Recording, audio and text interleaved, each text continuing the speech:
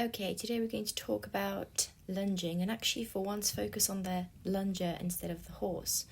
So you can see that I send the horse away, standing in the middle. I'm quite a relaxed lunger, so for me, it's all about the horse just going forward. The key here is actually to keep the line consistent. That line, the lunge line connected to the halter, is the form of communication. I like to do a warm-up, walk on both sides.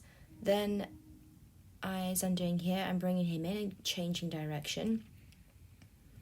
Again, for me, it's that consistency to getting him to go forward. But also, if you look at what I'm doing, my body positioning, I'm staying behind his shoulder. Okay, again, the lunge line for me, I'm a little bit inconsistent there. There needs to be not a pull, but the line is a form of communication. So the more consistent that is for the horse, the better and more able they are to stay on a circle. Again, I'm going to bring him in and I'm going to change the direction.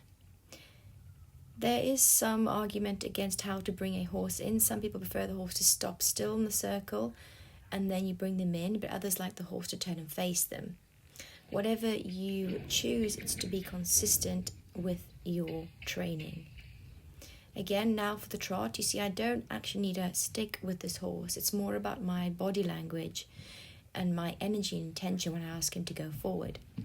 Again, there I'm actually not walking forward a lot here, but I am slowly walking in a circle forward and almost pivoting. Again, my aim here is to keep my body consistent and to stay behind his shoulder. I'm asking him here to just increase the speed, and I use the end of a lunge line to help me, and now I'm actually asking for a quicker gait, and that's the canter.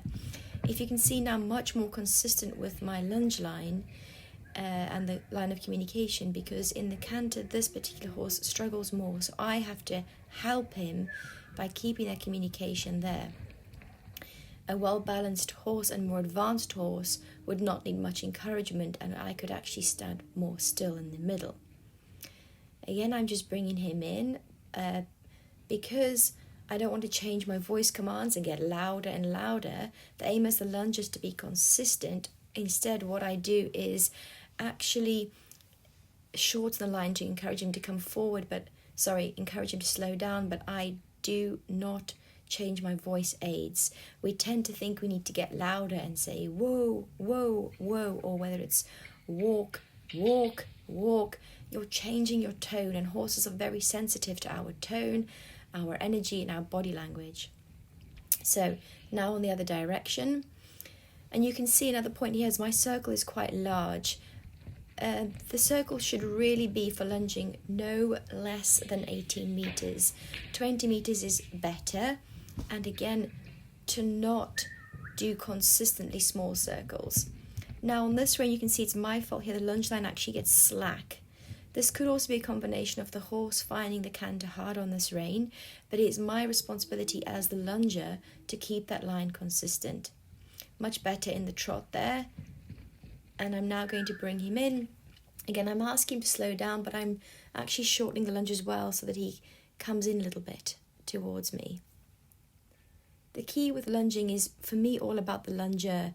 So if you're having troubles lunging, it's very quickly and easy for us to blame our horses, but actually we need to look at ourselves and think about what we are doing. How skilled are we? How consistent are we? And how patient are we? It is up to us to improve our skills.